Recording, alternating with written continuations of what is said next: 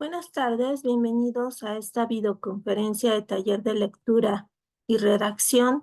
Vamos a trabajar en una reunión en la que brevemente vamos a explicar algunos contenidos fundamentales de nuestro módulo y al finalizar vamos a dejar un tiempo para poder aclarar dudas. Aquí tenemos el plan de la videoconferencia. En primer lugar, pues vamos a dar una introducción acerca del ensayo. Vamos a hablar acerca del proceso de escritura y finalmente vamos a tratar el tema de APA. Vamos a dar un repaso de citas textuales y parafraseadas, así como de la parte de referencias. Aquí tenemos una definición de ensayo. Hay diferentes definiciones que podemos encontrar al respecto. Estaría, por ejemplo, de la Real Academia Española, que nos dice que es un escrito en el cual un autor desarrolla sus ideas sin necesidad de mostrar el aparato erudito. Es un texto narrativo breve cuyo objetivo es explicar un tema. Es una reflexión sobre un tema al que se analiza, se interpreta o evalúa. Es menos exhaustivo que una investigación formal. El ensayo expositivo argumentativo se centra en la defensa de una opinión y tiene la finalidad de convencer o persuadir al lector. Por lo tanto, encontramos que las características esenciales es que se trata de un texto breve, objetivo. Es un texto que no es tan extenso como, por ejemplo, una investigación. Sin embargo, pues encontramos que cuando se trata de un texto expositivo argumentativo, existe como tal una finalidad persuasiva de convencimiento y pues también trata un tema controversial. Aquí tenemos algunos ejemplos de temas controversiales. Alimentos transgénicos dañinos o no para la salud, y lo vamos a dejar como pregunta porque cada quien puede tomar una postura al respecto, decir si está de acuerdo o no, y a partir de ello hacer la defensa de su propia postura. El graffiti, arte o vandalismo, las quinceañeras, tradición o despilfarro. Aquí encontramos que cada persona puede seleccionar su propio punto de vista o su propia opinión y la puede defender dentro de un ensayo argumentativo. En comparación, sí, con lo que sería con el proceso de lectura, encontramos también el proceso de escritura. La escritura como proceso tiene diferentes fases o etapas. Está la etapa de preescritura, la etapa de escritura y la etapa de posescritura. Dentro de una etapa de preescritura, nosotros cuando nos dejan hacer algún tipo de investigación, algún trabajo escrito, vamos a buscar información acerca del tema que vamos a escribir. A partir de ello, realizamos una lectura de los materiales y a partir de ello, pues es más fácil proceder a la delimitación del tema central. Es preferible seleccionar un único aspecto del problema investigado y estudiarlo a fondo que intentar cubrir un área demasiado extensa y no poder centrarse en ningún aspecto concreto por falta de tiempo o de una suficiente experiencia profesional. Aquí tenemos un ejemplo de una delimitación del tema. Alguien podría decir, pues voy a tratar el tema de educación, sin embargo, es un tema muy extenso, entonces tiene que empezar a ser un tanto más concreto en esta delimitación. Alguien podría decir, pues de educación me interesa el tema de acoso escolar en nivel secundaria y vincularlo con lo que sería la educación emocional. Eh, Podemos ser más concretos y decir que la educación emocional y su influencia en la mejora de casos de acoso escolar en nivel secundaria es lo que voy a redactar. Y puedo todavía mejorar, sí, esta frase y decir que voy a hacer un trabajo acerca de educación emocional y su influencia en la mejora de casos de acoso escolar en segundo año de secundaria. Ya que tengo en mente, ¿sí? ¿Cuál sería, pues, esta delimitación del tema, hasta dónde voy a llegar dentro de este proceso de escritura? Pues voy a hacer un esquema de trabajo. El esquema de trabajo es un registro visual que representa el esqueleto del escrito con que concluye el proceso de la investigación. El primer esquema que prepara el investigador sirve fundamentalmente para el acopio de información y suele irse modificando a medida que avanza la investigación y se recopilan otros datos. Aquí tenemos un ejemplo de un esquema de trabajo. Vamos colocando cada uno de los temas y subtemas. Estos temas y subtemas los voy a ir enumerando para darles un orden y a partir de ello, pues pueda yo hablar de que se trata precisamente del índice del trabajo final de mi texto, ¿sí? Este índice, por lo regular, va sufriendo diversas modificaciones a lo largo de la investigación. Vamos a ir eliminando, mejorando algunos de los temas y subtemas y a partir de ello ya surge nuestro esquema final, que sería el índice. Ya que tenemos en mente las dimensiones precisas del tema, se puede indagar más a fondo en sus aspectos formativos. Es importante hacer un esfuerzo especial por buscar la información en las fuentes que estén ligadas directamente con el tema. Al encontrar nuevos libros, artículos, ensayos, habrá que ficharlos bibliográficamente para después poder ubicar este material con rapidez y asimismo elaborar posteriormente la bibliografía total que va a acompañar al trabajo final. Hay que hacer una lectura minuciosa de esos materiales. La lectura crítica implica reflexión e interpretación y su resultado es esencial, ya que son las ideas más importantes de esta lectura las que pasan a las fichas de contenido. Cuando se trata de un libro de nuestra propiedad es conveniente ir destacando las ideas principales de las secundarias, de aquellas que no sirven para los fines de investigación. Esto puede hacerse a medida que estamos leyendo, empleando diversas señales, subrayando, usando quizá varios colores, llave marginal, corchetes, flechas para llamar la atención sobre ciertas ideas importantes. Aquí tenemos las partes del ensayo. El ensayo expositivo argumentativo tiene, al igual que otros ensayos, una estructura global interna. Está compuesta por la introducción, el desarrollo y la conclusión. En la introducción indicamos al lector cuál es su propósito, enfoque y acercamiento al tema. Dentro del desarrollo contiene la argumentación del ensayo que permite al autor demostrar o defender su opinión. Está la conclusión, en donde acá podemos confirmar las ideas expuestas en el desarrollo del ensayo y también el autor puede ampliar el tema o puede llegar a proponer nuevas investigaciones.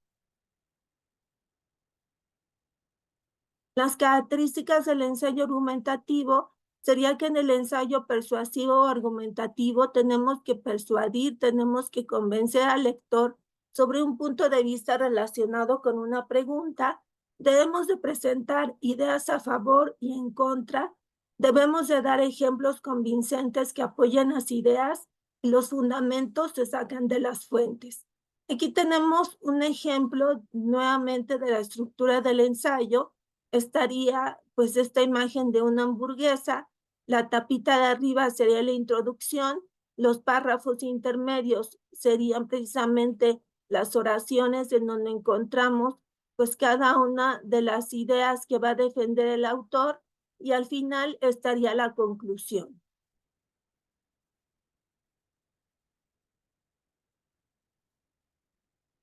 Las partes del ensayo, aquí están nuevamente, estaría la introducción, que es el primer párrafo de un ensayo. Se empieza siempre hablando sobre el tema en general. Al final de la introducción se escribe la tesis, que podría llamarse también hipótesis o afirmación. La tesis es la respuesta a una pregunta central. La tesis va siempre al final de la introducción. Debemos de dar por lo menos 2 razones en la tesis para desarrollarlas después en los párrafos centrales. Los párrafos de desarrollo tienen que comenzar siempre con una frase temática. Las frases temáticas son las razones que has dado para defender una tesis. Hay que dar argumentos para poder apoyar las opiniones. La conclusión sería el párrafo final del ensayo y en la conclusión se van a resumir las ideas o se puede hacer una llamada a la acción y sugerir soluciones. Hay una etapa dentro del proceso de escritura que se llama de posescritura. Sería la última etapa que nosotros vamos a seguir, en donde se verifican errores ortográficos, signos de puntuación, que las grafías, que los vocablos estén bien escritos, que no estemos utilizando muletillas.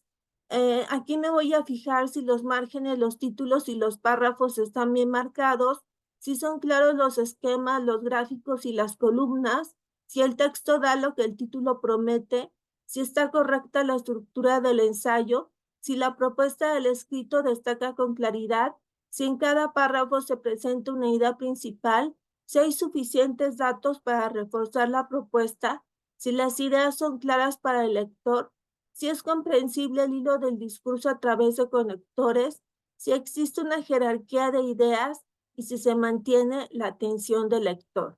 Algo que se puede hacer es buscar en Internet tablas de conectores. Cuando busco en Internet tablas de conectores, me aparecen una serie de tablas, principalmente busquen aquellas que provienen de universidades, y a partir de ello puedo encontrar diferentes conectores que puedo utilizar dentro de mi texto escrito. Si estoy, por ejemplo, repitiendo demasiado un nexo o un conector, podría intercambiar por cada uno de estos conectores y a partir de ello, pues tener un texto sin tantas muletillas.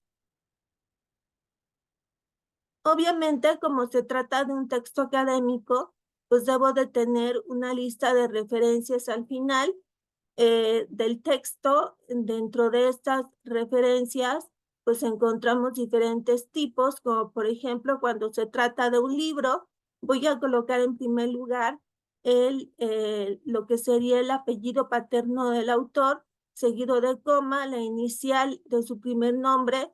En este caso se llama Daniel, por eso estoy escribiendo de punto, el año de publicación, el título del libro que voy a colocar en cursivas y finalmente el nombre de la editorial.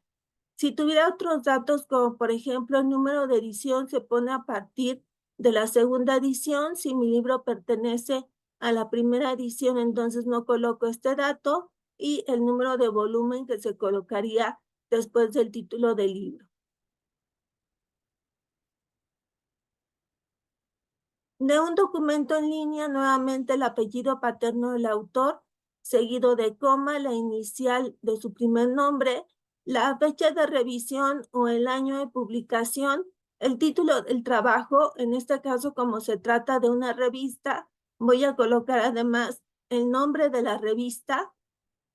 Este nombre de la revista lo voy a indicar en cursivas, el número de revista que voy a indicar entre paréntesis, también lo que sería la base de datos en donde está ubicado este texto y al final la URL en donde podemos encontrar este texto.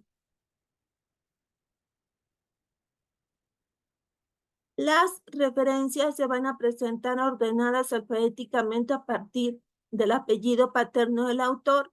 Si tuviera un autor cuyo apellido es Aguilar, lo coloca al inicio de esta lista de referencias. Si tuviera un autor cuyo apellido es Zárate, lo coloca hasta el final de la lista de referencias. Ahora, yo coloqué una lista de referencias porque dentro de mi texto, dentro del desarrollo, fui indicando las citas textuales, las citas parafraseadas, y a partir de ello, pues se van vinculando con la parte de las referencias. Aquí tenemos una cita textual corta que tiene unas 40 palabras. Estaríamos hablando de unos 4 renglones a lo máximo. ¿Cómo vamos a indicar la cita textual corta? La vamos a indicar entre comillas dobles. Vamos a señalar el apellido paterno del autor, el año de publicación, la cita textual entre comillas dobles y al final el número de página o de párrafo. Ahora bien, menciono el número de párrafo porque si estamos utilizando una página web, pues obviamente no va a estar paginada y vamos a enumerar cada uno de los párrafos e indico el número de párrafo de donde se sacó esta información.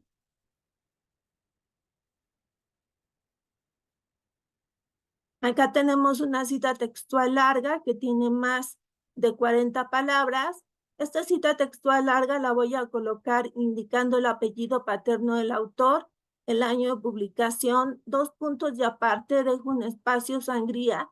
Empiezo a copiar como tal la frase o la idea que voy a compartir y a partir de ello indico al final el número de página o de párrafo de donde se sacó la información. Otra sugerencia es colocar, además de la cita textual larga, algún tipo de oración introductoria, como se puede notar. En este caso, se va colocando una explicación y al final algún tipo de oración en la cual pues se está explicando esta misma cita.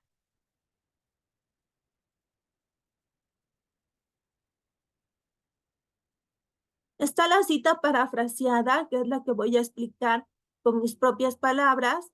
Aquí voy a indicar el apellido paterno del autor, el año de publicación, parafraseo la información, es decir, la explico con mi propio vocabulario, con mis propias palabras, y al final indico el número de página o el número de párrafo.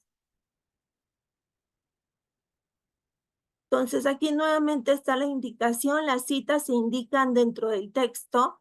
Si estoy hablando del ensayo, pues las voy a indicar dentro del desarrollo del ensayo. Las citas, pues pueden ser también parentéticas. ¿Por qué se les llama parentéticas? Porque voy a escribirlas entre paréntesis. Los datos de una cita parentética sería el apellido paterno del autor, el año de publicación y el número de página o de párrafo. Las referencias se indican al final de un texto, ¿sí? Y las referencias van a estar vinculadas con las citas. Por lo tanto, pues van a coincidir en el mismo número de citas y de referencias. Y pues bueno, aquí llegamos a una etapa de dudas. No sé si tengan alguna duda con respecto a APA, con respecto al ensayo argumentativo. Recordar que dentro de nuestro módulo hay una parte dentro de la unidad 3 en donde les piden precisamente realizar un ensayo argumentativo.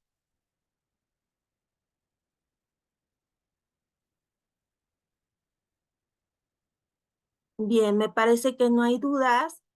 Sin embargo, si surge alguna duda, eh, posteriormente, cuando estén escuchando esta grabación, pues pueden compartirla por medio de la mensajería o por medio del correo electrónico. Aquí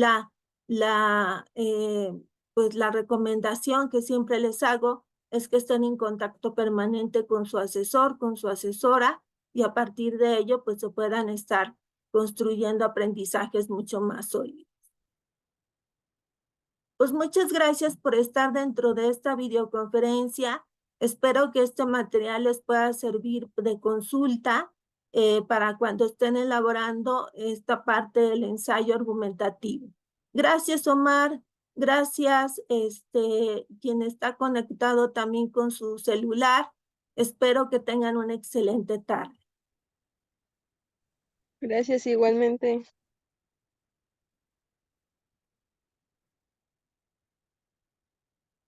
De nada, hasta luego.